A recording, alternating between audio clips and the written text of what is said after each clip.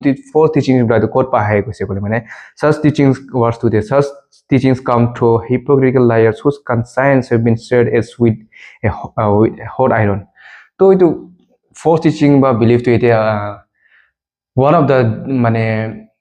সাতানৰ একটা স্ট্ৰেটেজি ন বা weapons তো কি হল ক'লে মানুহকে ডিসিভ কৰা মানুহকে ঠগাই দিয়া যেতিয়া আমি জেনেসিসতে চালে গম পাই কি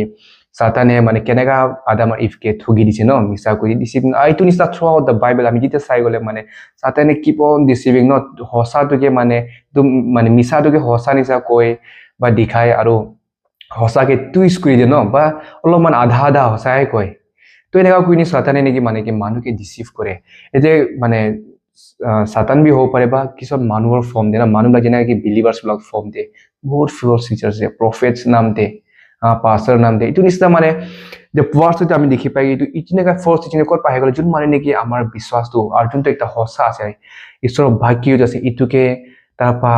দূৰ গুচি যাওঁ বা ইটো বিশ্বাসটো ইটো সঁচাটোকে এৰি দি কিনি ন